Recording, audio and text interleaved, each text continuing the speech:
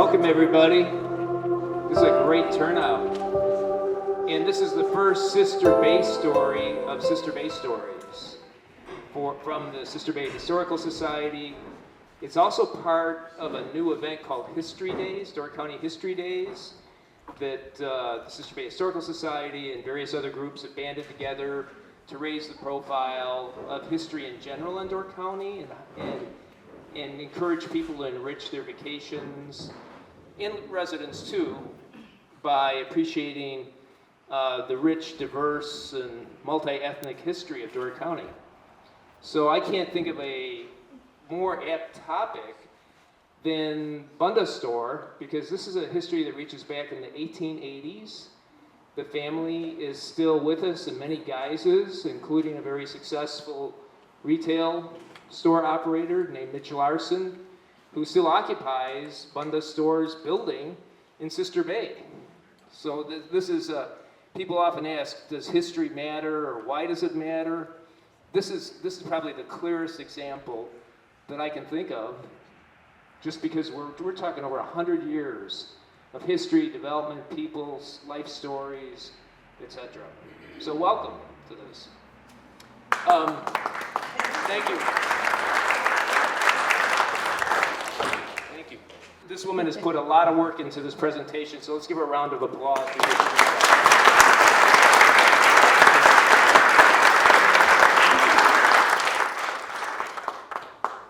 Hello and welcome.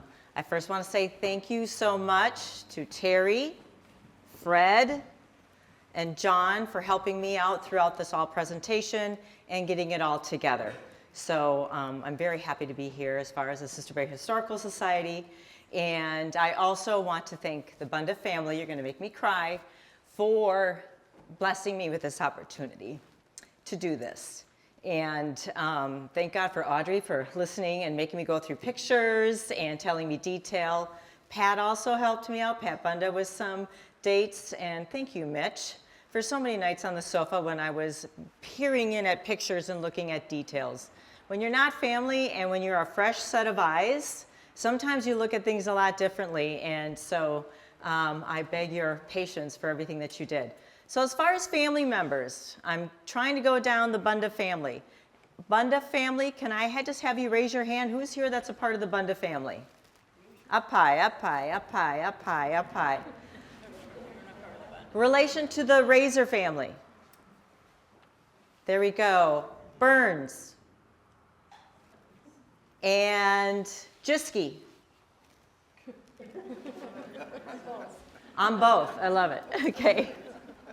And my name is Janie Dennis, and I'll be presenting most of the presentation today, and then I'll hand over the microphone to Mitch Larson, and he is the gentleman in the blue shirt. He is the son of Audrey Larson, and Audrey, as we work our way back down, you'll come back down to Audrey Bunda Larson for tonight. So Mary and Wenzel Bunda, they started what was called the Bunda Store. We see them as a defining family that built a Door County business. And we're going to go back to the 1880s. And Mitch had asked me to try to find a period outfit, and here I am. So I've grown to enjoy and love Mary Bunda for all of her strength. Thank you, Mickey Carlson from On Deck Clothing Company, who lent me this beautiful outfit. It's a wedding dress, that's right. So we're going to start with the present before the past. And everything is about, if you guys know the On Deck Clothing Store, I'm going to take you back in history to that piece of property. And it has an amazing history. So John, I do need you.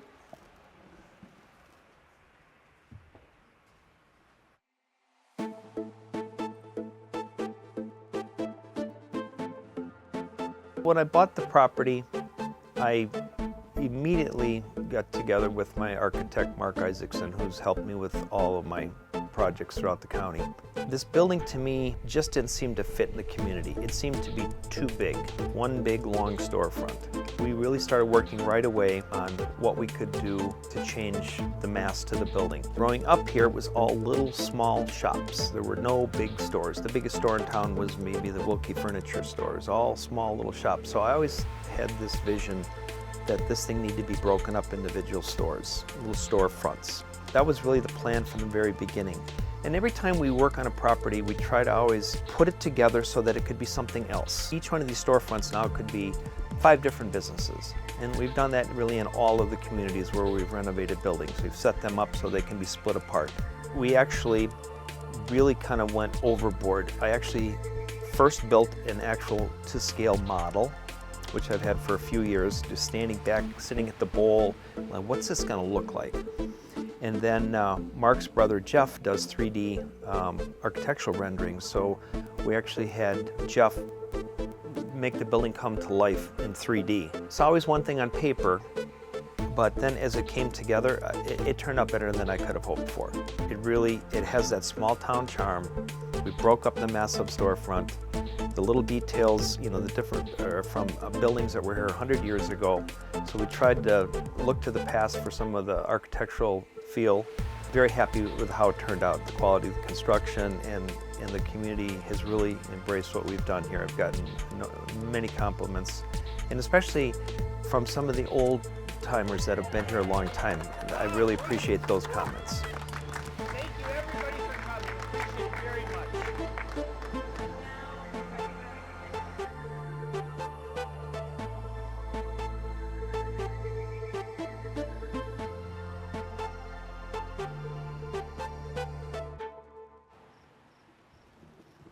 And thank you, John Nelson, for him and his company for helping us make that video.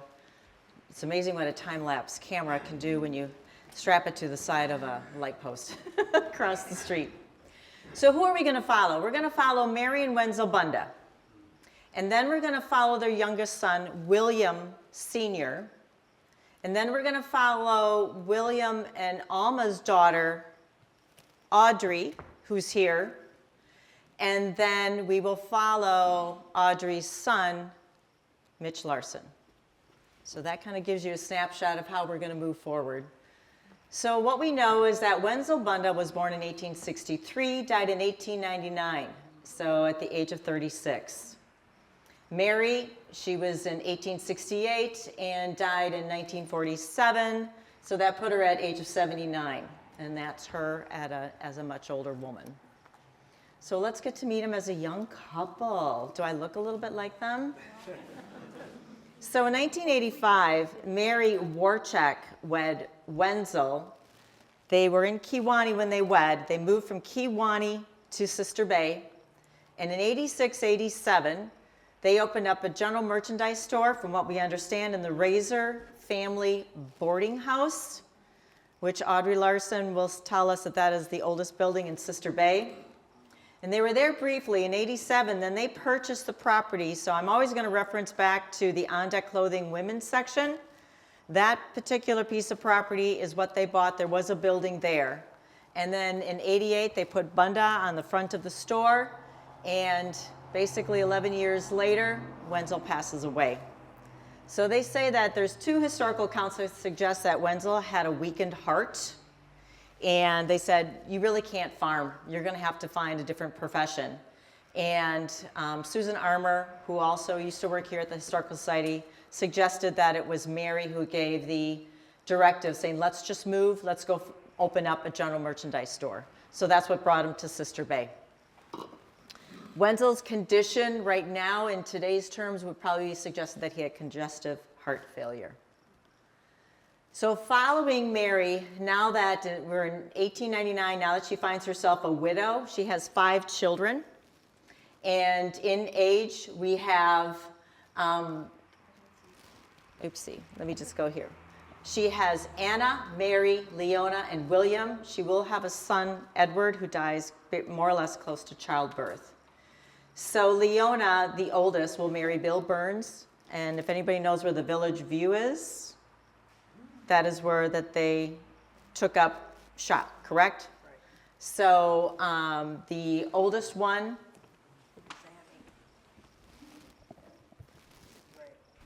okay. Mary would wed Martin Jiske, and they reside where the Roots Inn and Restaurant is. And then Annie would wed Elmer Highlander. It's a farm out, then they took up farming outside of Sister Bay. And the youngest there is William Sr. He would wed Elma Witalison. So those were her children. And all of them had to work in the store because now we have to remember that the youngest son, William, he was less than a year old when his dad died. So now she's left with those 5 children to take care of. Following her, this is what really got me intrigued with her, is that I looked to Mitch and I said, Mitch, you have an awful lot of strong women behind you. And I'm going to get to the story. So the postmasters, we have a lady named Anna B. Dickinson. She was in the post for a year. And then later, Wenzel, Mary's husband, took the postmaster position. When he died in '99, his brother took over the postmaster position. And then we find out that we see Mary Bunda took it over in 1905 to 1915. And then later on, she ended up giving it to Martin Jiske, who was her daughter's husband. Is everybody following me? You're not falling asleep yet, are you? Because I love this stuff. I love it. So the historical reference for women's right to vote, and we're going to go back to this, is that 1919, 1920 is when the amendments and the ratification was passed. What happened in Sister Bay, and the Sister Bay Historical Society gave me this letter that was written, it was an article in the Democrat in 1893, October 19th, and it talks about how a postmistress of Sister Bay is in a state of active rebellion.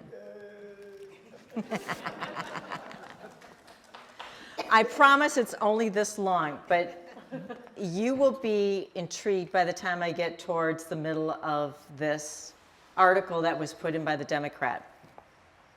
So it says, the postmistress of Sister Bay is in an active state of rebellion. As a general rule, the postmasters of 4th class post office recognizes the fact that their continuation in office depends upon the political success of a party in which they belong, some of them being so faithful to their party that upon a change taking place in the administration, they resign their position. Sounds familiar. Resign their position, preferring not to hold office until their political opponents. Under their political opponents. Until recently, we had never heard of a postmaster who refused to give up his office after his doom had been sealed by the appointment of his successor. It appears, however, that Wenzel Bunda, who was recently appointed postmaster at Sister Bay, having considerable difficulty in getting possession of the office, Mr. Bunda received his appointment a couple weeks ago. And after filing his bond and completing the other necessary preliminaries, he started out on Monday to become the postmaster. In reality, he called upon the former occupant of the office, Anna Dickinson, for the purpose of obtaining the official records of the office and the other government property, and was somewhat surprised to find that the doughty female absolutely refused to yield up the documents and announced her determination to hang on to the office until removed from it by main force. This was a condition of affairs for which Mr. Bunda was, to say the least, totally unprepared, and he was compelled to beat a retreat for the time being. He telephoned the postmaster Harris of the city to find out that he could be done in a case of kind, and the only thing for him to do is to report the matter to the department at Washington, when they will take steps to give Mr. Bunda his office. Just how will they go to work to do this is not known. A regiment or 2 of the regular army might be sent up here, or Mr. Bunda might be authorized to roll up his sleeves and take possession of his office by main force. It is hoped, however, for Mr. Bunda's sake, that the latter method will not be chosen. Did I mention that Anna was a widow? And this was her job. let me continue on with the article. We would like to ask if this is the condition of affairs that is going to obtain if we allow the women of the country to vote and thus elect their fellow women to office. And then it continues on. Will a man not only have to hustle like blazes to get elected to an office, out afterward organize himself into a standing army and kill off his fair predecessor with a baseball bat or a Winchester rifle before she will give up the ship? If so, hadn't we better call a halt before it is everlastingly too late? And then I wrote up there, I said, final statement. And this is what the article then said before it was posted. Just before going to press, we learned that Mrs. Dickinson had capitulated and Mr. Bunda is now in peaceful possession of his post office. So she had to give up the position. This leads to many interesting conversations I end up having with Audrey and Mitch. I went, oh my gosh, do you realize that by the time Mary Bunda comes, and now she's a widow in Sister Bay, and now she's the postmaster? This woman had the audacity to hold a women's suffragette meeting right in front of her store. And if you look on the awning, it says Mrs. W. Bunda. And if you look above the awning, Sister Bay Post Office. So that we do know that it was 1912 that when Catherine McCullough stood in front of Mrs. Bunda's store and spoke in favor of granting women the right to vote. As a single woman and business owner, the impact of Mrs. McCullough's speech must have been powerful. We do know again that that was just before the fire of 1912. And very nicely now, if you see the lady in the front over on the far side, that is Mary Bunda pictured there with all the postmasters. So I like this lady. She's kind of neat, don't you think? So I'm going to step back away from the person, and now I'm going to get back to Sister Bay and the buildings because we see so much of that. So as I mentioned before, in '86, Wenzel and Mary they moved from Kewanee, they go to the boarding house. We got the vision that they open up a small merchandise store in the Reiser boarding home. They purchased the property that right now is on deck, that smaller square area where the women's section is, and that's the corner of Maple Drive and North Bayshore Drive. So they purchased the property in '87, and the only thing we know is that in '88 they put their name on the front of the building. So interesting, though, I know Jeff even said, Fred even said, I wonder who was really in that building before the Bundas have it. So if you don't know the Razor building, that is the Razor building right now that is on the corner of Maple and something.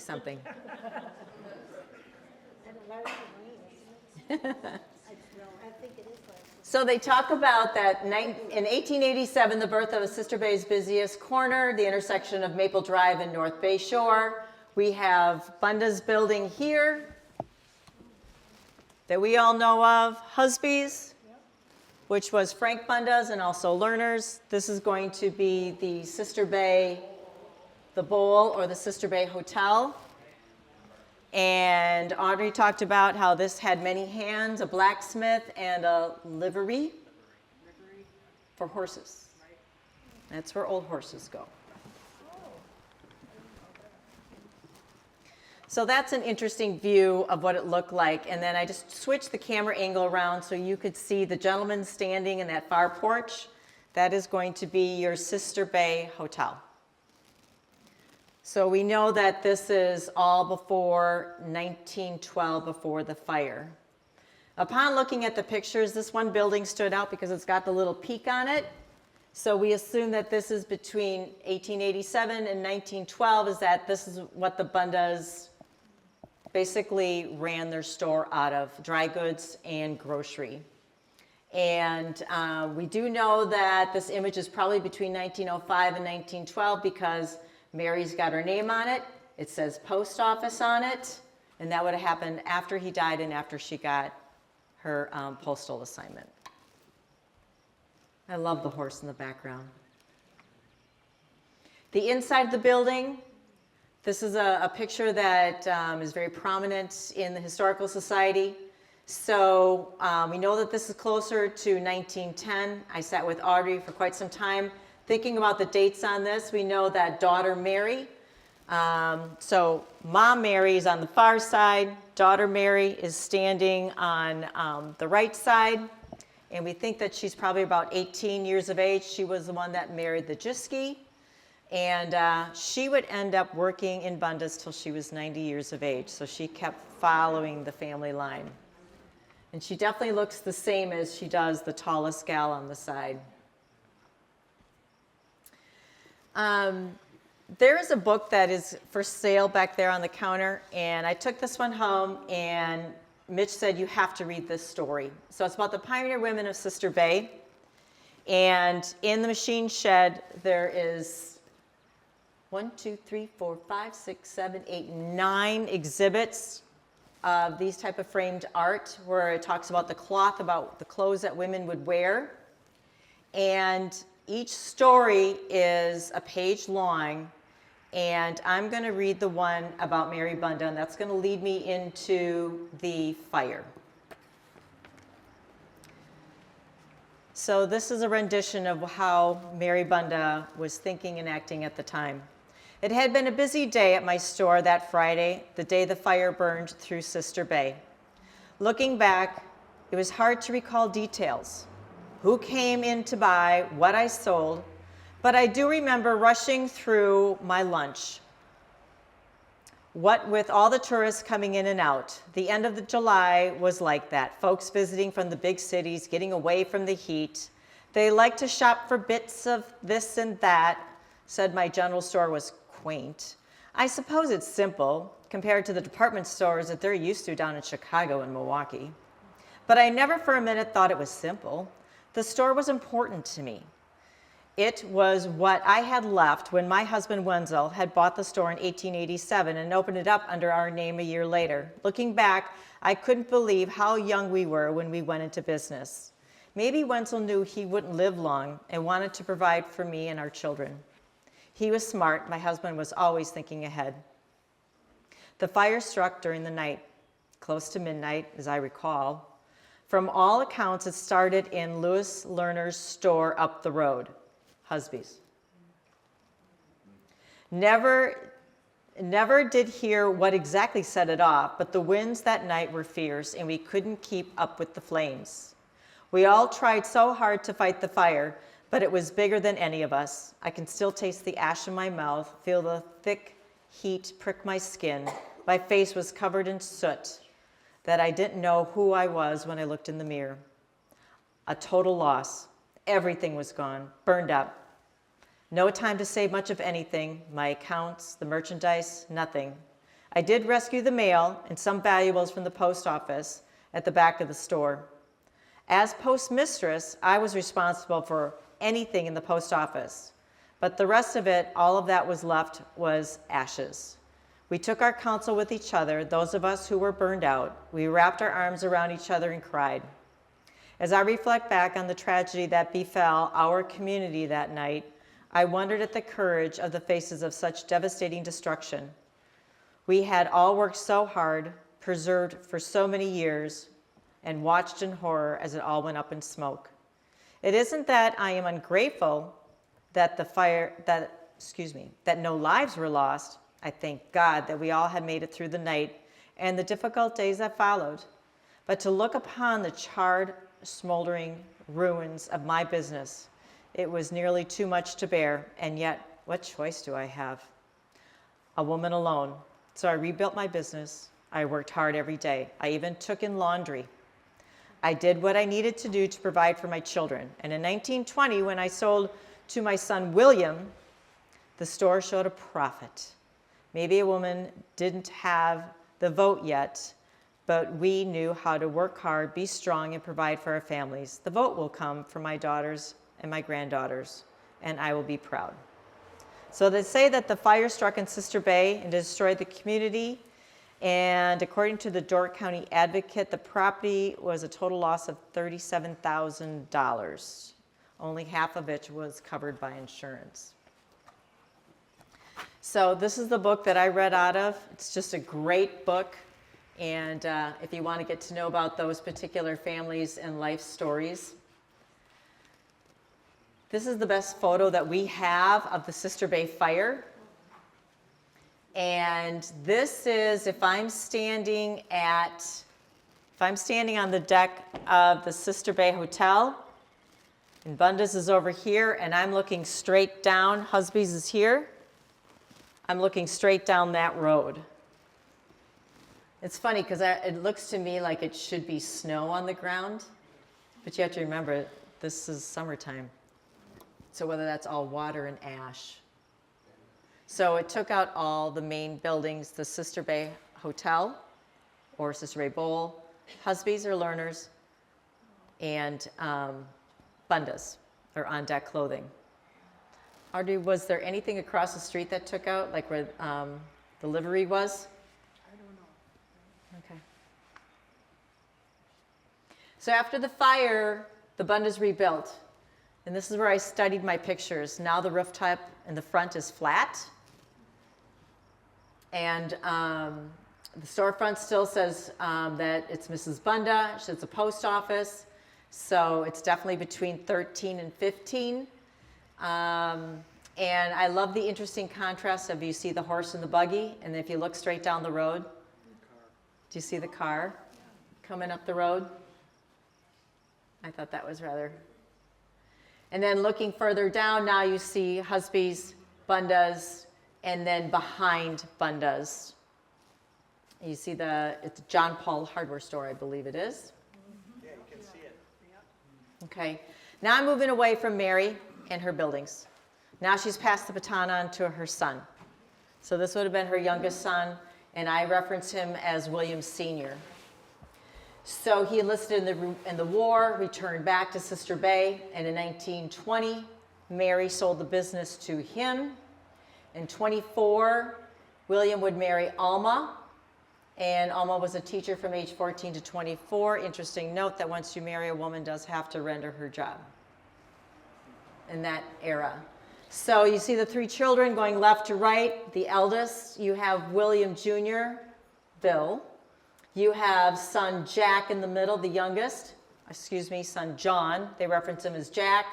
And then you have Audrey, who is with us here today with Mitch. This is one of my most enduring photos. I love watching this couple and wonder what they're looking at, this group of people. So we're guessing this because the facade on the front is different. You have the Bunda Store. You now have, it's an IGA, Independent Grocers Alliance. So they're growing. They keep continuing in dry goods and grocery.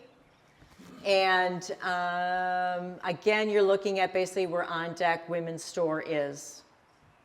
William now starts expanding to the south or up the hill. And we do know that he makes this into a more dedicated men's department. And this is the only image we have that says that this is the next time the Bundas have a store that burns down to the ground. So this is what the store would look like in 42 when it burned down to the ground.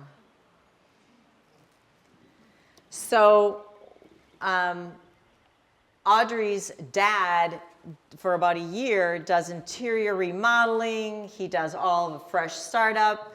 Audrey talks about Dad was so excited he bought grocery carts because it was the new thing. And he was going to have a grand opening, and they were in the back of the store, and they noticed that the fire had started, and they couldn't get it done. They couldn't put the fire out the night before the grand opening. And we even have newspaper articles that talks about the grand opening. And then it burned all the way to the ground.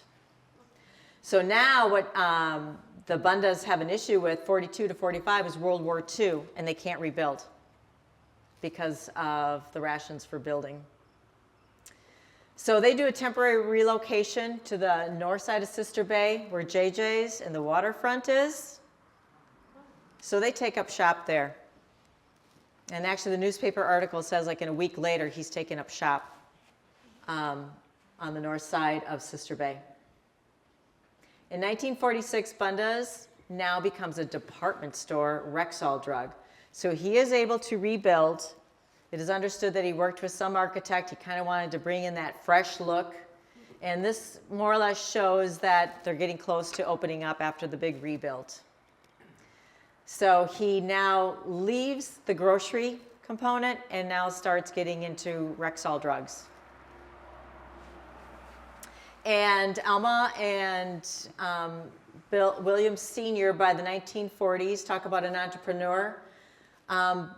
William would expand the stores to 4 locations: Sister Bay, Sturgeon Bay, Oshkosh, and Plymouth. So that's quite an endeavor. So now I'm going to start moving a little bit away. I'll come back and forth a little bit, but I do want you to meet Audrey. That's you? That's you?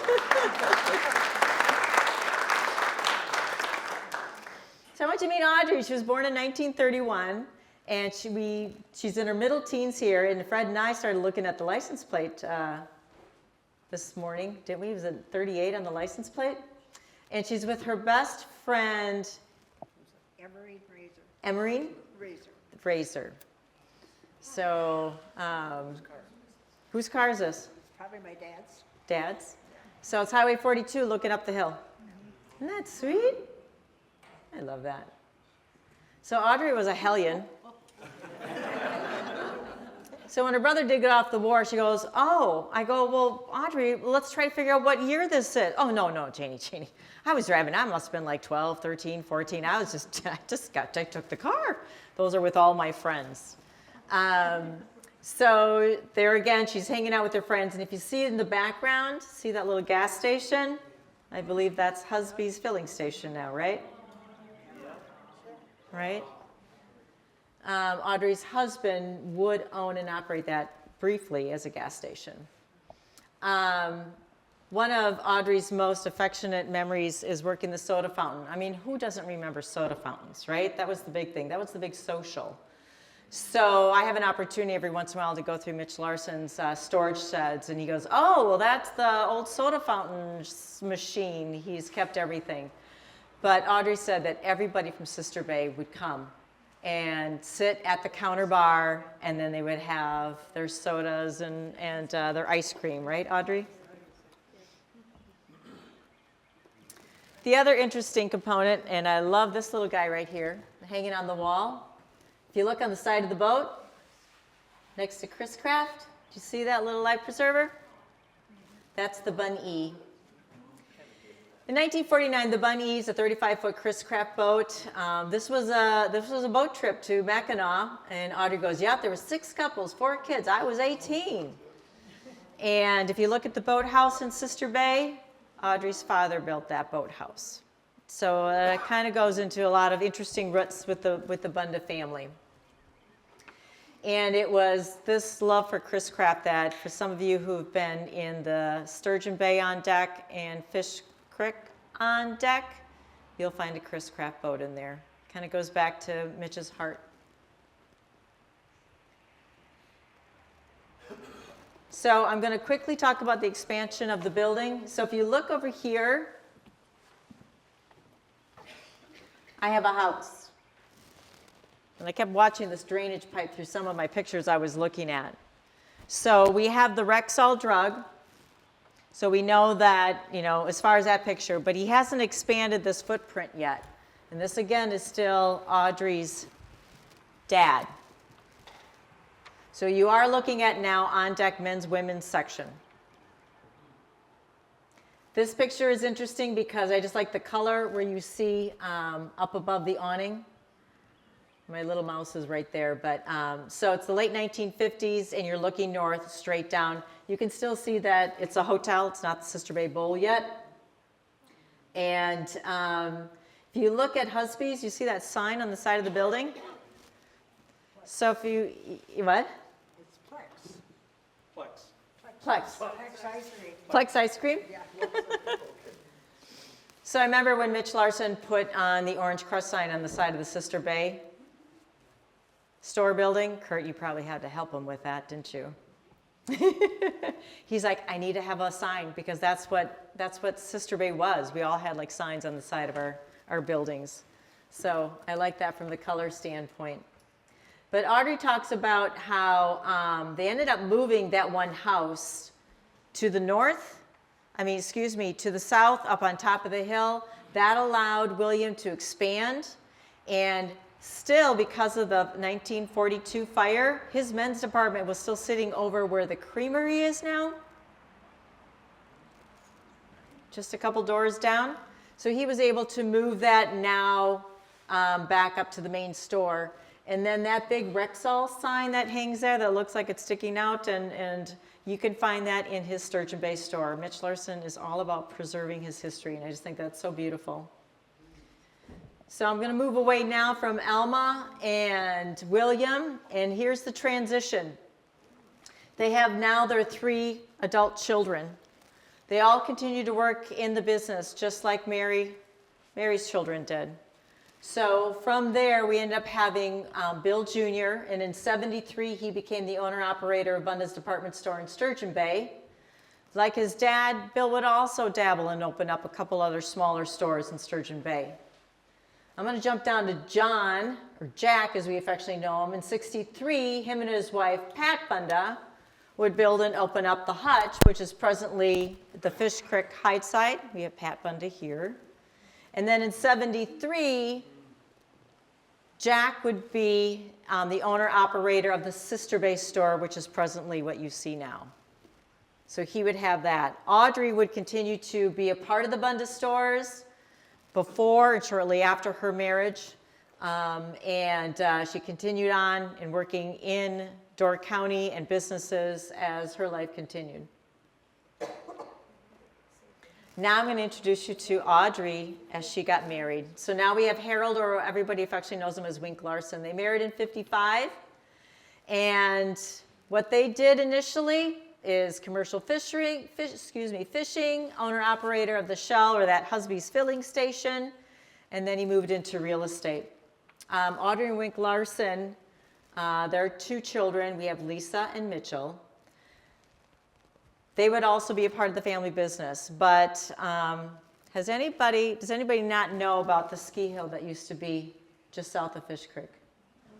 Who does not know about the ski hill? Does not know. There was a ski hill there. And in the fall and the winter, Little Sweden, if you look up the hill, you can still see the runs. And it used to be a ski jump. Used to be a ski jump. So Audrey and Wink bought the property and made it into a ski hill. So this is Wink Larson. He's over there skiing, and you're seeing a lovely picture of the Ladies' Day skiing at Knorr Ski Ridge. So now you can see all the ski runs that are up there. So the family, interesting enough, and Audrey will tell you, everybody came there. Everybody. And the winter entourage of Door County was signified by their ski hill. And to make ends meet, during the summer, here we have Wink Larson. They would do fish boils at the ski hill. So they had that till '73, but just before they sold the ski hill in '72, Wink and Audrey bought an apple and cherry orchard north of Sister Bay. The couple would sell that to Mitch, the processing plant, as far as I got understood, to Mitch and then Dale and Jim Sequist. And we kind of know the Sequist name, yes? Cherries? Okay. And I have question mark. I don't think Mitch and I got to understanding when he finally sold out his shares to Sequist. Do you remember? No. Okay. Now, Winkwood died in '87. Now I'm going to start transitioning over to Mitch Larson. Here we have a young man of 29 years of age. And he's got his mom. And mom needed Mitch. And it's been a wonderful, wonderful relationship since. Now this particular picture looks like there might have been attending a wedding. It was actually the eldest daughter, Lisa, was her wedding. Wink died in 87, daughter got married in 87, and there's Mitch with his, isn't that a lovely picture? It's such a lovely picture.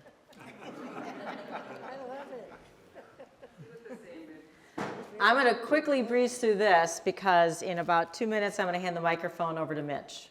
So he is going to talk about what really happened to department stores because we really had an awesome thing going here with the Bundas and the Bunda family.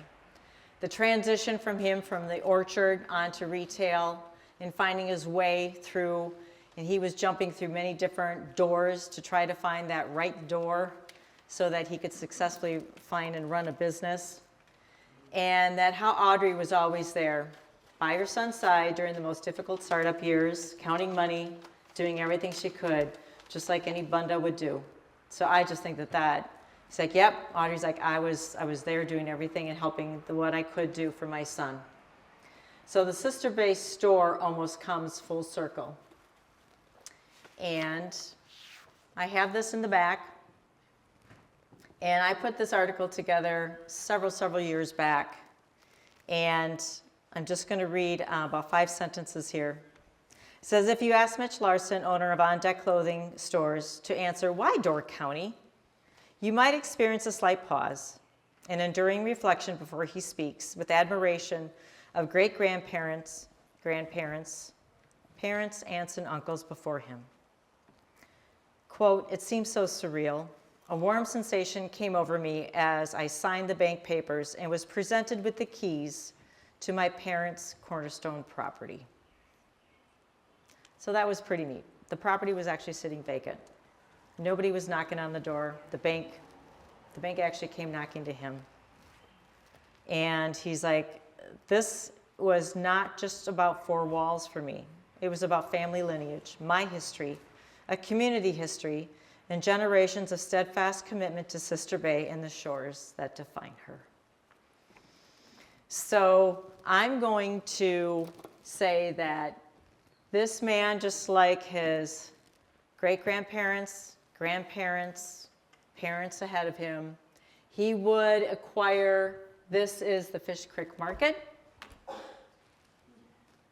And if you notice that greeny, grassy area between those 2 buildings, he would eventually build onto that and build the women's section of On Deck and Fish Creek. It looks like an old store if you walk in it. Next time, look at the floor. Look up above. And Mitch goes, oh no, this is all brand new, but I made it look old because I believe in preserving and making things look like history. So he does his remodeling, he does his research, he uses everybody local. And remember I told you about the Chris Craft? He'll work with people like Kurt, who has to take out a window in the store so Mitch can get the boat in the store. And then he bought a second boat, so he had to take the bigger boat out of Fish Creek, put it down Sturgeon Bay, and put another boat back in, right? Yeah? So if there's a will, there's a way that Mitch can get it in. And he sure did. So there he is. He's buying back the old store. And I think I'm coming back almost full circle. So as I leave, there is just one friendship that is so special in this room. So along with, we have Al Johnson. We figure this picture is about 1983, and Wink Larson. 2 defining Sister Bay figures, and with their wives and children continue to hold dear what keeps Door County beautiful. Then to Al and Wink's son, of course, Audrey, and Ingrid, right here. Lars Johnson and Mitch Larson. Lars Johnson is in the back, and you 2 have been boyfriends as far as like little kids, I meant to say it that way, since you were little. And on August 18th at 7, you're going to also have the Al Johnson presentation. So I am going to hand the microphone now over to Mitch, and I would love for him to tell you his strife and his passion for everything that he's done for the family.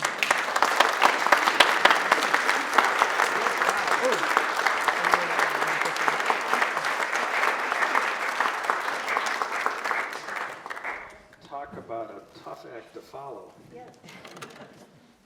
Well, Janie covered a lot of my history, but I'm just going to touch on a few highlights. I grew up, I've had an interesting life. My mom and dad had a ski hill. In the summertime, we had the fish boils. We'd be on the beach having fun, and we get plucked off the beach to go peel potatoes and build fires for the fish kettles. Child labor. It was a fun time. It was a family business, and like Janie said about the time they sold the ski hill, we were in the orchard business. So I grew up in the orchard business and eventually ended up working with the Sequis. But the interesting part of my retail career is it started with John Ostrand, who is to this day a long employee of Al Johnson's. And John had Talmark Boutique behind the restaurant, one of the buildings that Alan Ingrid had brought over from Norway, and a little tiny men's store. And John didn't like to drive. So whenever he had to go to a trade show, he'd ask me to drive. So I'd drive him to Chicago, or I'd drive him to the airport. We'd go to Dallas. And I started to really show an interest in the business. So John and I decided to open up a store, which was about 1987. We would put down a payment on one of the new units at Top of the Hill shops. I had no money at the time. I refinanced a car for the down payment. Those were meager years, and John and I opened up the store. And I was working full-time in the cherry business, and John was full-time at the restaurant. So we gave it our best shot, and we opened a second location in Egg Harbor. And after about 3 or 4 years, we looked at each other and said, we're not making any money at this. So, John said, well, why don't we just sell the property? I said, well, I kind of like the business. How about if I buy your share? So I bought John out, and then a whole series of events kept going on and on, different locations. So from there, I opened a second store in Egg Harbor, so we had 3 stores going, one in Fish Creek and 2 in Egg Harbor. And I started selling women's clothes, and I soon learned that the women are the shoppers. And to this day, we are largely a women's operation. So from Egg Harbor, I had to go through the history today because I forgot half of this.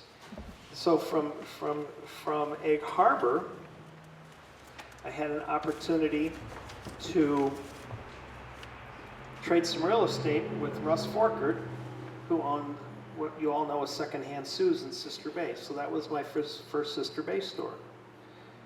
And then a couple years later, another real estate deal. Carol Newman is going to put her grocery store on the market. And at the time, my mom and I were busy selling a lot of the orchard property, and we just happened to have some light industrial property that Carol Newman needed for her son-in-law to operate his business. So we did another real estate trade. The Sister Bay building was a real estate trade. This was a real estate trade. So my mom is my partner, and we opened up the store in 1997. I think it was 97. And then we all knew, or many of us knew and loved Gary and Ann Norris at the grocery store. And for like 3 years, Gary would say, you really need to buy this building. You really need to buy this building. So we opened that building. And then a friend of mine, Jim Sarkis, says, I got a great deal for you in Sturgeon Bay. So we ended up buying the movie theater, never thinking we'd put another clothing store in. Always the plan was to rent these buildings out, but could never find a tenant. So on comes on deck Sturgeon Bay. And then my good friend Rob Serra, president of Bay Lake Bank, convinced me that I needed to buy the old Bunda building back.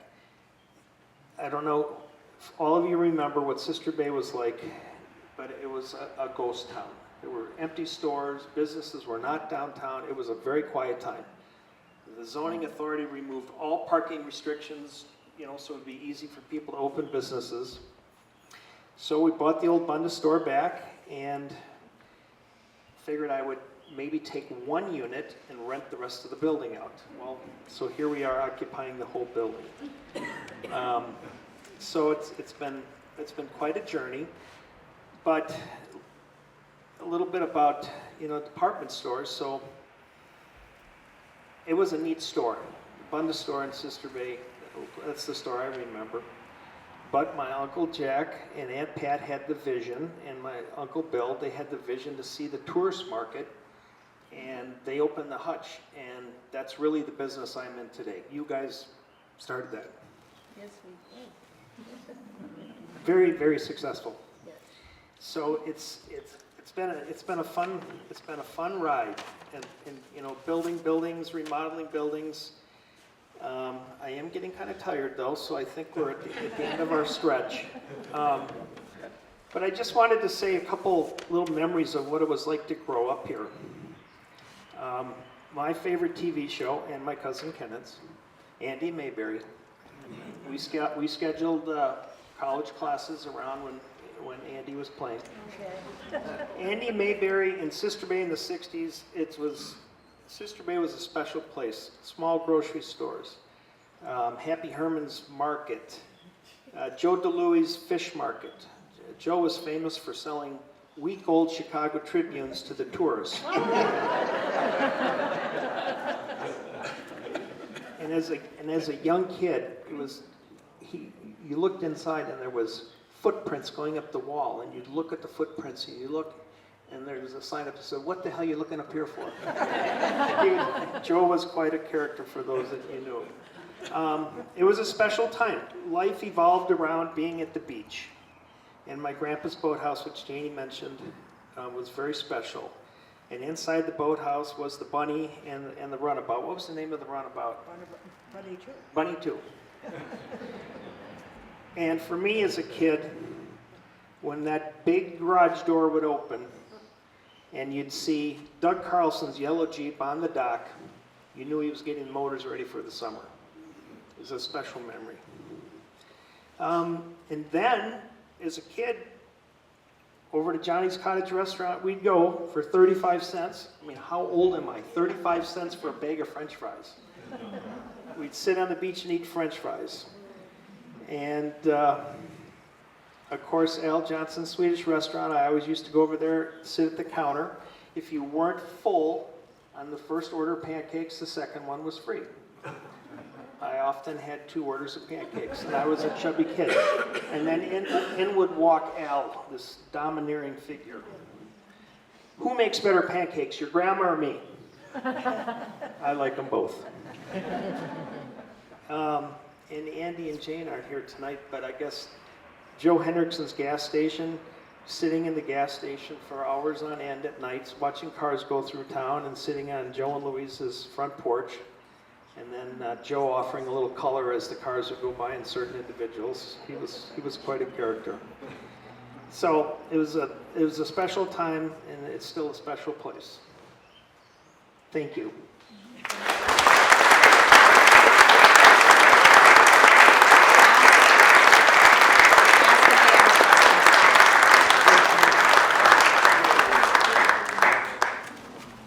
Thanks again, everybody. This was just I'm just tingling from how much this touches keystones or my short life up here. I've only been here 30 years, but a lot of things Mitch talked about. God, 1997, I was here. It's hard to remember that. You know, it was like Sister Bay was really not doing great at one point, but look at it today. It's pretty amazing. So thanks for coming this evening. The next event is, does somebody have the program? It's right up there. Oh, there it is. Okay. So the next program is coming up with the Razors. Razors, July 12th. Same place, same time, and we hope you'll come. Are these all Thursdays? They're largely, not entirely, Thursdays or Tuesdays. Tuesday, okay. Yep. And we do have that as a paper pickup back there, right? They can pick that up? Yes. To look at the schedule? Yeah, I encourage you to pick up. There's free paper. And Anything there's back there. There's a number of things back there. Yeah. I'd like to see Al's program. Yeah, absolutely. So thanks again. What a great turnout. It seems like everybody is really interested, appreciated. Have a good evening.